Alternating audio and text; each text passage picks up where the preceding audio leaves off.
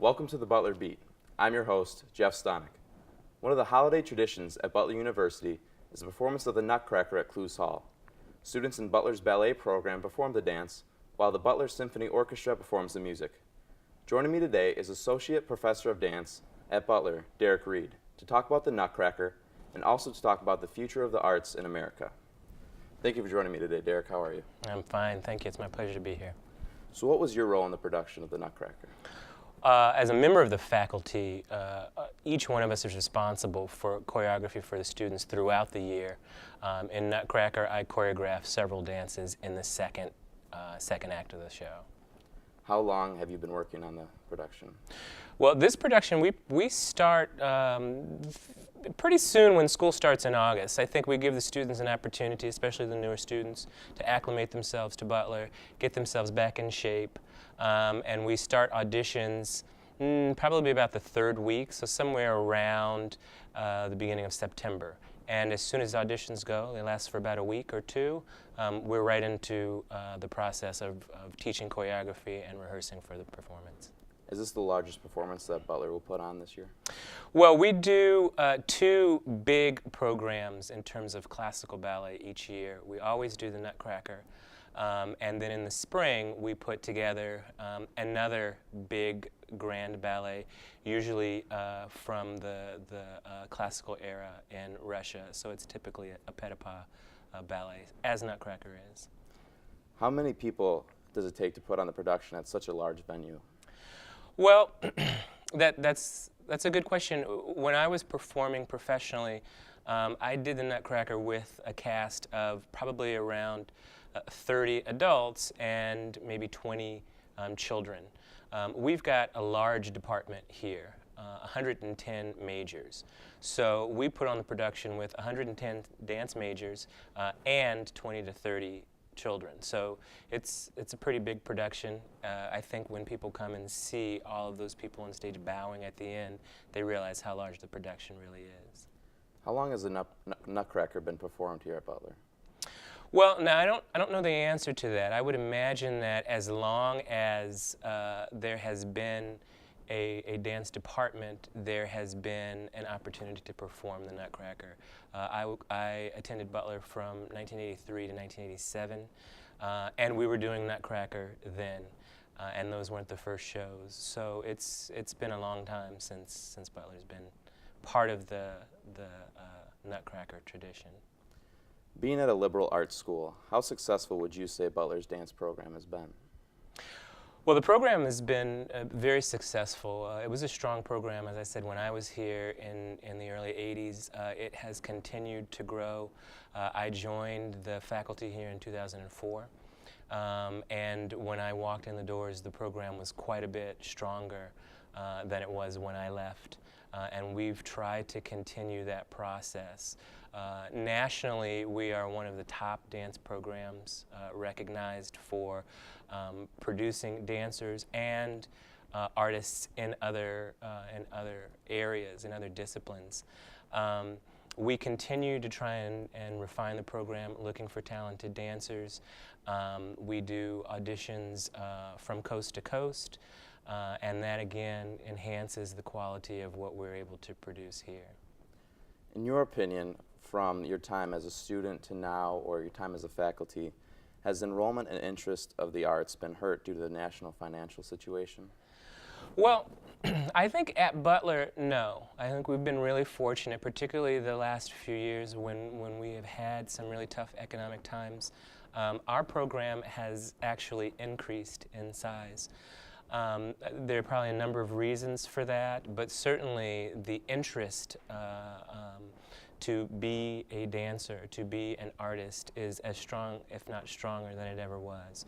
So we've not been hurt by that. We've actually continued to grow and to develop as a program. So hopefully that will continue.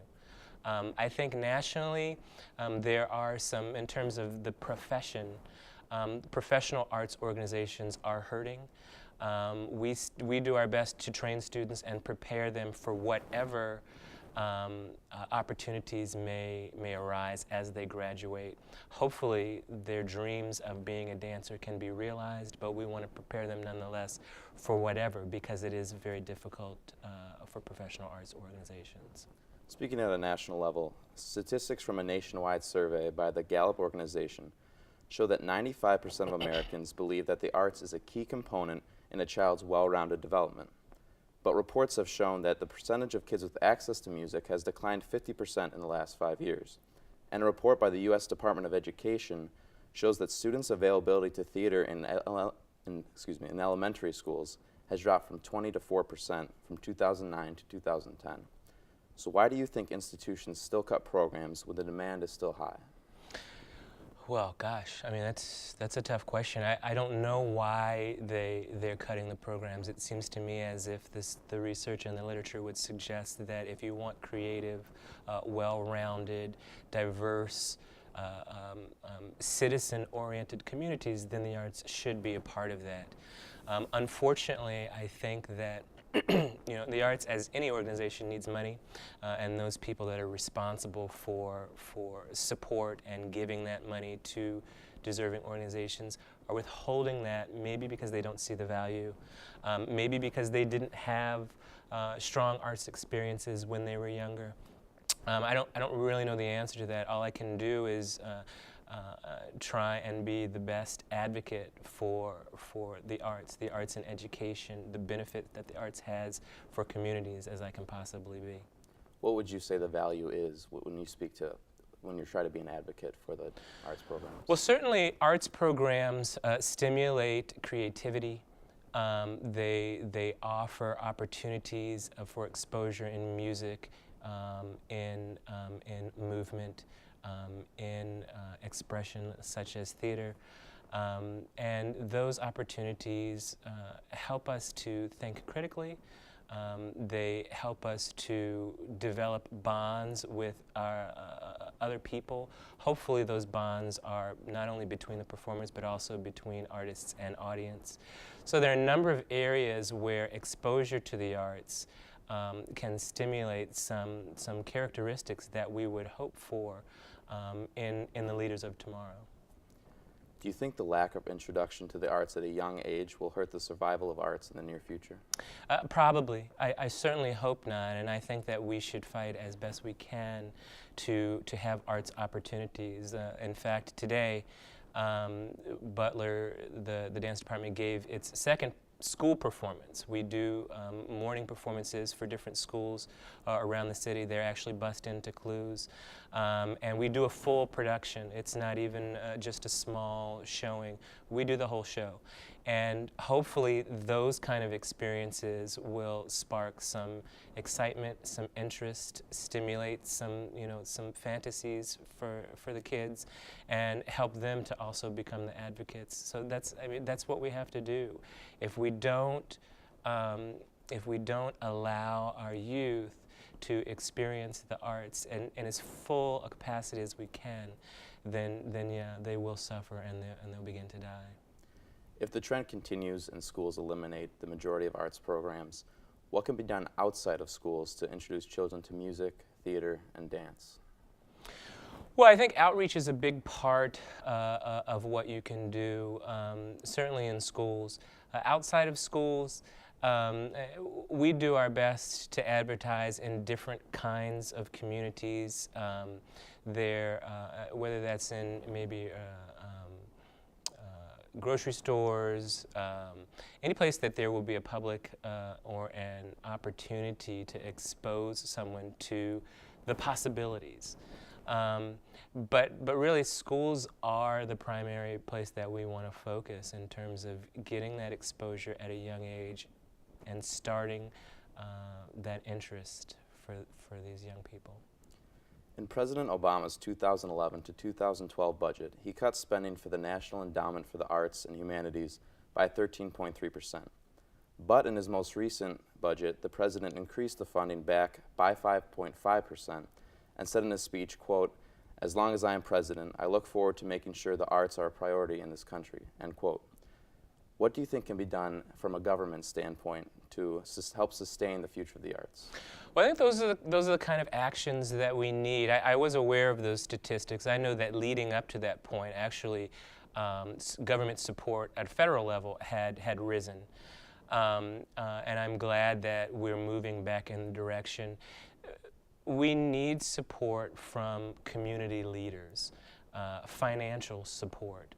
We need for them to demonstrate faith that experiences in the arts are valuable experiences for everyone. I mean, we focus on the children, but for everyone. The kinds of things that we're talking about, critical thinking, creativity, being exposed to diverse communities, all of those kinds of things are what we can experience through the arts.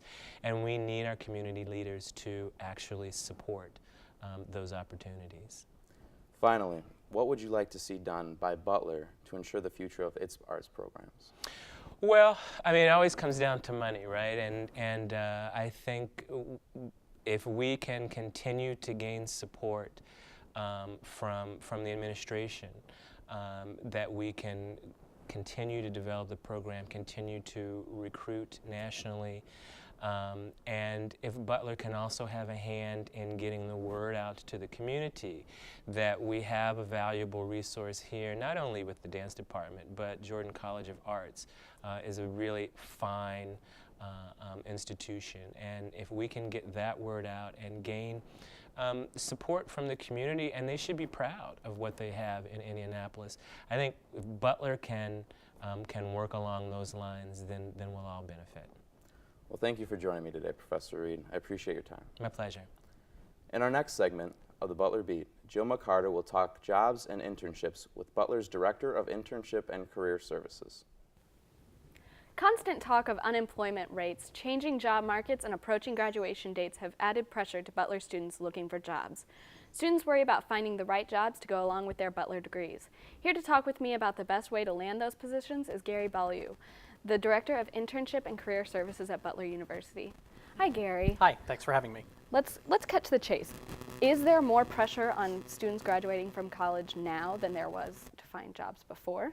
I think because the job market has changed dramatically over the last 4 or 5 years, that it has probably put some more pressure on students to find employment quicker. Employment's out there; they just have to start early and find and go after those jobs early, and they're there. But it has added some pressure. How has the job market changed? Yeah, well, we saw beginning in 2008, the beginning of 2008, when things really started to slow down a lot. What happened first is that we noticed employers were no longer hiring as many interns as they used to, which is normally the pool that they pull from when they hire full-time employees.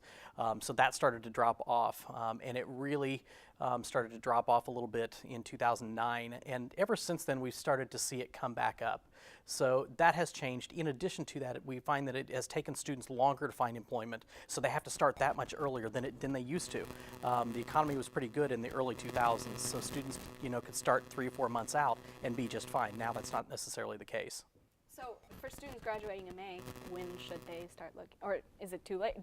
Should they have started looking like yesterday? Really, they should have started looking a while ago, because we tell students it's about 9 to 12 months, but that's the whole preparation piece. It's the networking, it's the getting your resume together, it's the getting your, practicing your interviewing skills and all those kinds of things.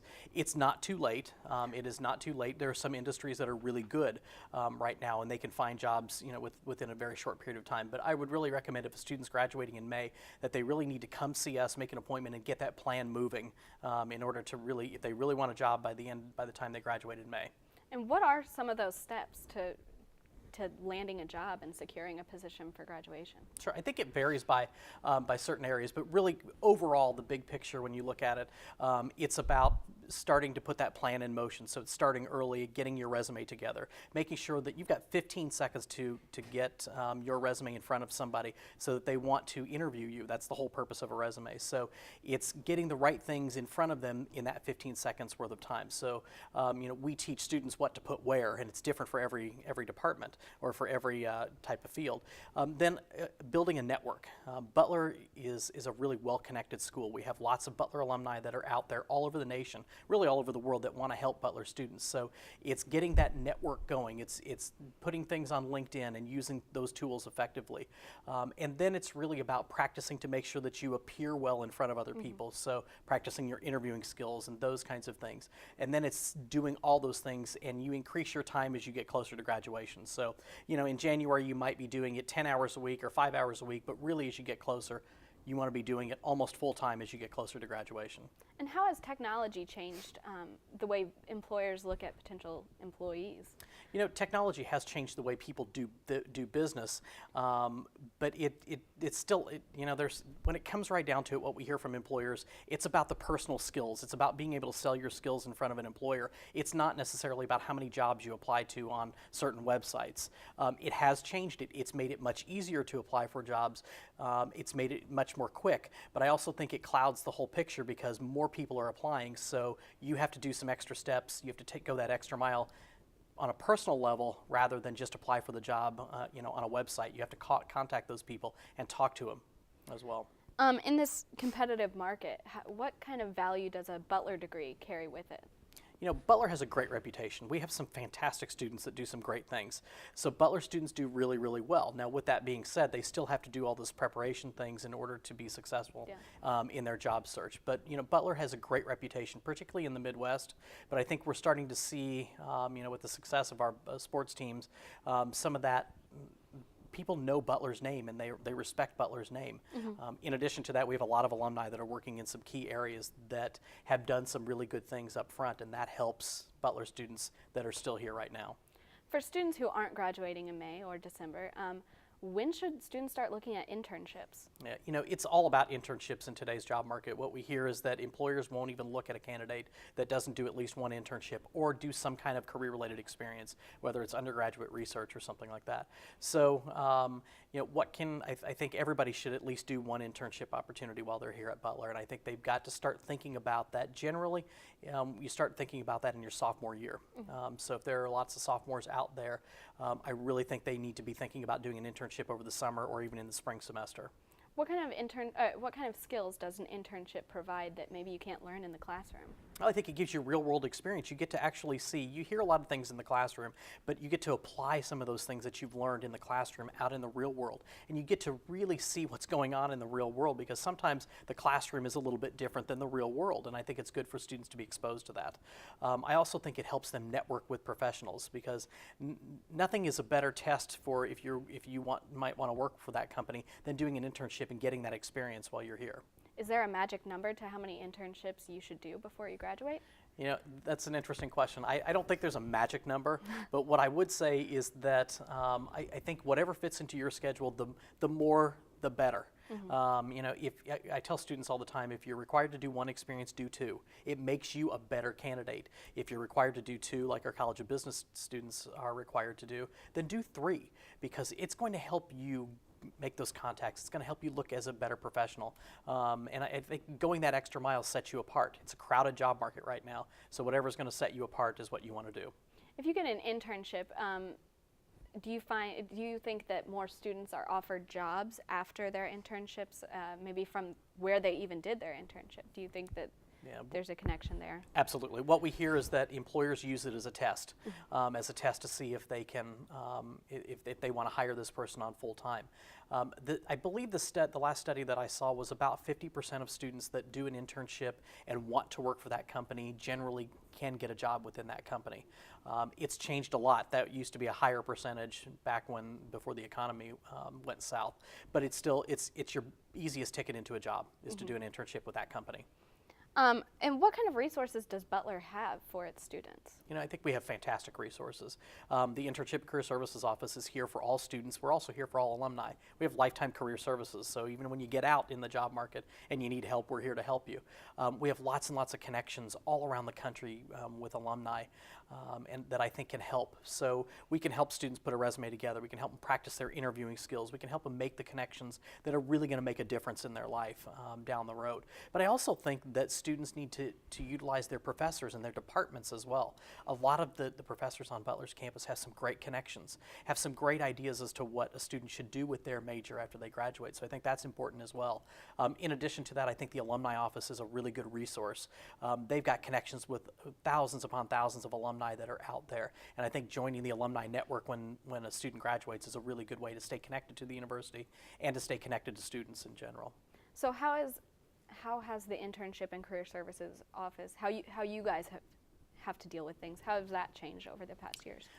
Well, it's interesting because we're seeing much more employers using technology to interview students. So they're no longer coming on campus the way they used to. They might be interviewing via Skype, or they might be doing a phone interview as a screening opportunity. So we've seen those kinds of things change. What we have seen is really a dramatic increase in the networking that has to go on. They used to say that it was about 60 to 70%. Now it's about 85% of jobs are found through networking. So students back in the early 2000s got used to pointing and clicking and applying for jobs, less about the networking, but now it's more about that face-to-face contact with an employer or face-to-face contact with an alum. So that has made us change our job as well. And what's your role with the Internship and Career Services? I'm the director of the office, so there's a staff of 7 in the office, including myself, and we also have an intern, and we have 4 student workers. And so I lead the office, and I've been with Butler for about 8 years. How has student debt changed maybe some of the conversations that you have with students? You know, I've heard that more recently than I have in the past when I first started here at Butler.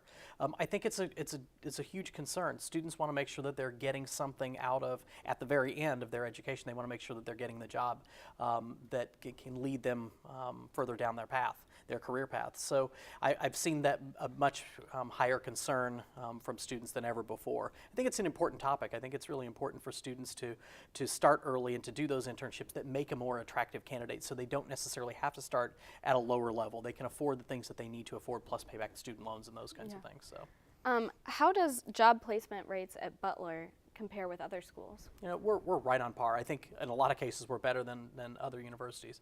You know, our students do very well.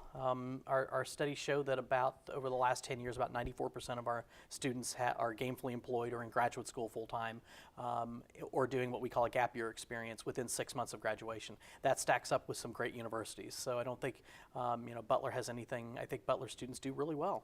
They really do. What are employers looking for when it comes to candidates, and how can candidates set themselves apart from other students? Yep, that's a great question. I think that what I've heard from employers more than anything, it's not necessarily the technical skills. They don't expect you to know your job 100%. What they do expect you to do is more than anything, it's the interpersonal skills. It's things like being able to communicate with others. It's being able to lead teams. It's being able to work under cross-functional areas where you're working on a project with lots and lots of different areas. So I think those are really important skills that students have. And what we hear is that Butler students get those skills because the activities they participate in, the things that they do on Butler's campus, the leadership activities that they get exposed to really helps them build those skills. So I think that's, you know, those interpersonal skills, you can't substitute for those. The second thing that I would say is our written skills. What we hear from employers is that they wish that students today could write better. And I would push back on that to our employers and say that I think Butler students write very, very well. Overall, I think Butler students do very, very well in their written communication, which is really important in the job market today. So what resources and opportunities are there for Butler students who choose to go to grad school after they graduate and then come back, or you know, start looking for jobs after grad school? Are there any opportunities or resources for them here on campus? Do you mean? There's the Center for High Achievement and Scholarly Engagement. The Chase office is a great office for students who want a resource to locate graduate schools to find out if that's really the opportunity for them. In our office, in the Internship and Career Services office, we can help students by maybe assessing their goals, kind of figuring out, is this really something that's viable for you? Are you really looking forward? Do you really want to go to graduate school? We can do those conversations with people. It's really what we do in our office. I think that's it for my questions. Okay. Thank you so much for joining us. Thank you for having me. And thank you for joining us today on the Butler Beat. I'm Jill McCarter.